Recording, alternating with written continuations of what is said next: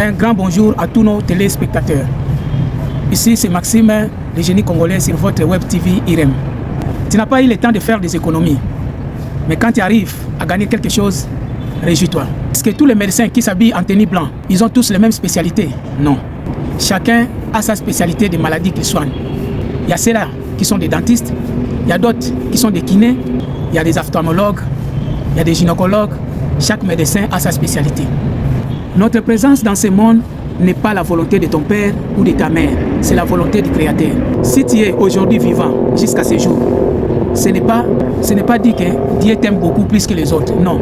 Ne néglige surtout pas les vieillards parce qu'ils n'ont pas l'argent.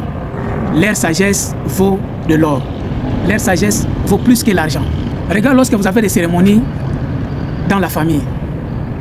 Là, c'est la sagesse des vieillards, des anciens qui joue le premier rôle. Ce n'est pas d'abord l'argent. Vous allez remarquer, lorsqu'il y a la cérémonie de mariage, c'est les vieux sages qui prennent les paroles. Lorsqu'il y a la réunion de famille, c'est les sages qui prennent la parole. Ce n'est pas d'abord l'argent. L'argent vient en deuxième position. Même l'État, avant de récupérer une terre pour construire les infrastructures, s'ils veulent construire les infrastructures, ils doivent passer par les chefs du village, par les anciens. Ils achètent la terre. Ils doivent donner quelque chose aux anciens pour qu'on puisse leur libérer la terre en question qu'ils ont besoin. On doit faire des cérémonies. C'est tout à fait normal. C'est pour respecter la sagesse des anciens et des vieillards. Il faut respecter les droits des terres aux anciens, aux chefs du village. Si vous osez de négliger les anciens ou les chefs du village, tout ce que vous allez construire, vous allez voir que ça ne va pas marcher. Ça, c'est le principe. Même quelqu'un qui a l'argent, s'il meurt, il peut avoir des hectares et des hectares, des espaces. Même dans sa cour, dans sa maison, il y a les espaces.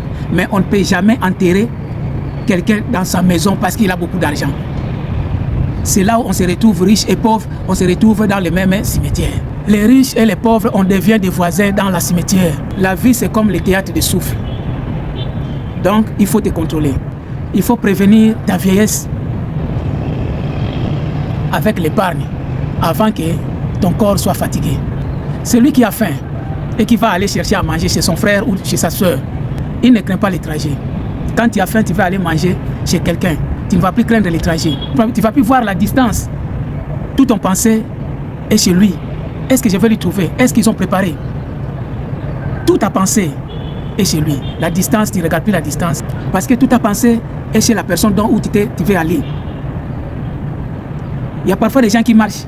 Tu te croises avec quelqu'un en route. Tu lui salis. Il est là mais il ne voit pas. Parce que c'est comme s'il s'est divisé entre son corps et sa pensée. Sa pensée est déjà arrivée là où il part. Mais son corps est encore en cours de route. Tu lui salis, il ne voit pas. Un jour, tu vas lui dire, ah mais toi l'autre jour, j'étais salié. Tu n'as pas répondu. C'est comme ça. Parfois, on se sépare entre notre corps et notre pensée.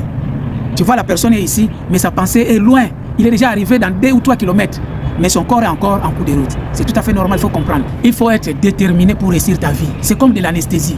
C'est comme un médecin qui est en train d'opérer une partie de ton corps où ils ont mis l'anesthésie. Tu ne vas plus sentir. Tu ne vas rien sentir. C'est comme ça. Parfois, on sort dans notre pensée, mais tu marches, mais ta pensée n'est plus avec toi. Tu es comme quelqu'un qui a fait l'anesthésie. Tu es loin de ton corps. C'est pourquoi on dit souvent, toi et ton corps, vous êtes 2 personnes. Vous êtes 2 personnes dans un seul corps. Toi et ta pensée. Le corps est ici, tu marches, mais ta pensée est arrivée loin. On t'appelle, tu ne vois pas.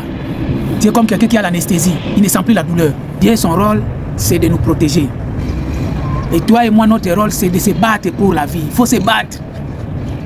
La plupart de mon message se tourne vers la réussite, vers le combat de la vie. Il faut se battre. La vie, c'est un combat. Il faut se battre du jour au jour. Chaque jour, tu dois te battre. Chaque jour, tu as besoin de manger. Tu dois manger. Tu dois chercher de quoi mettre dans ton ventre. Tu ne manges pas du matin au soir. Ton ventre même commence à te faire la guerre. Tu es mal à l'aise. Tu deviens nerveux. Alors, il faut se battre.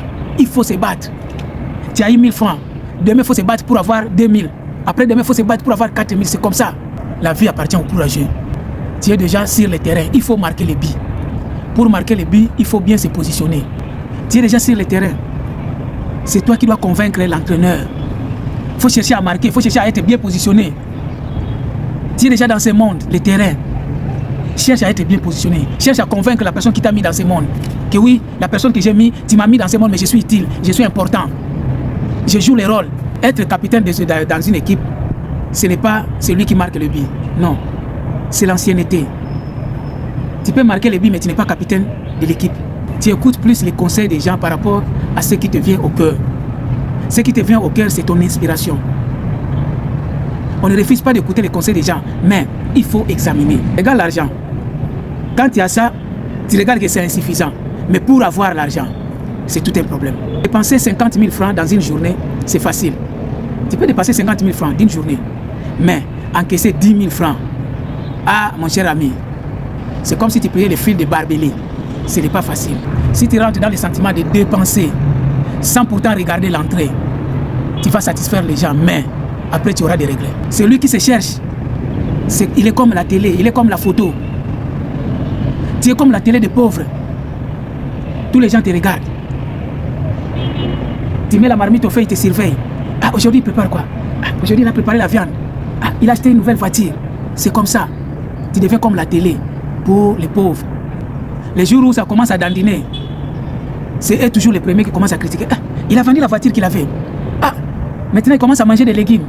Ah, je vois ces chaussures-là, ça commence à se gâter. Hein. Je vois que ces affaires-là, ça commence à descendre, ils commencent à tomber. Les gens, c'est comme ça, les gens parlent toujours. Ils sont là à parler des gens, à surveiller la vie des gens, mais eux-mêmes, ils n'ont rien, ils souffrent.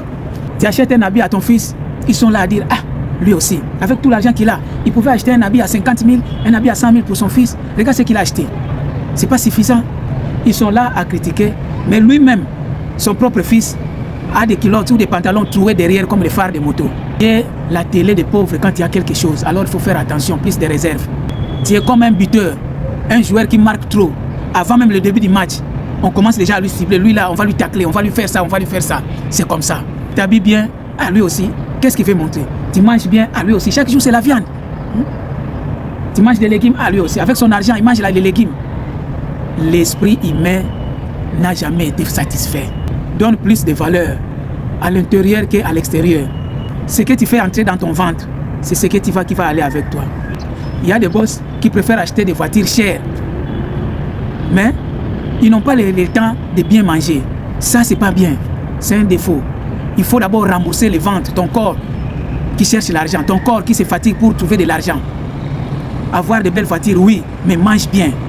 Parce que demain, après-demain, les voitures, les maisons, les biens matériels vont rester. Mais ce qui est dans ton corps, c'est ce qui va aller avec toi. Mange bien, habille-toi bien. C'est ça ta part. C'est ça qui est pour toi.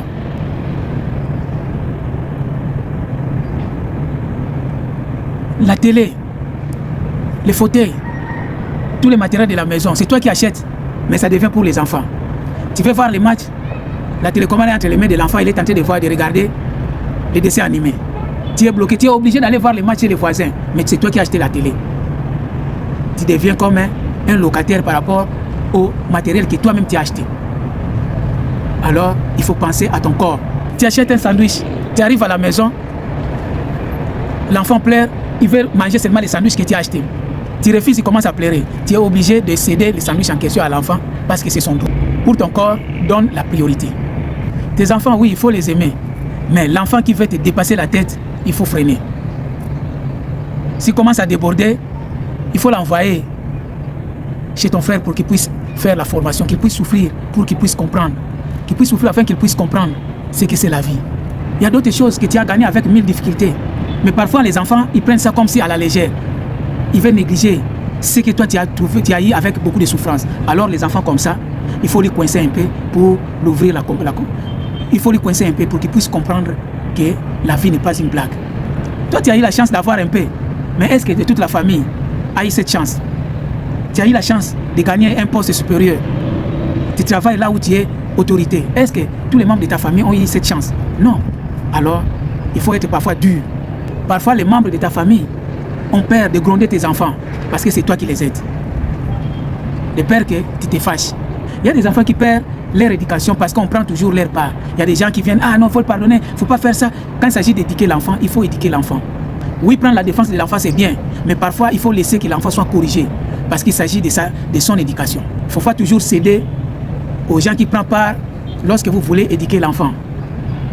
Si ça devient de l'habitude, c'est l'éducation de l'enfant qui part dans la boue comme ça.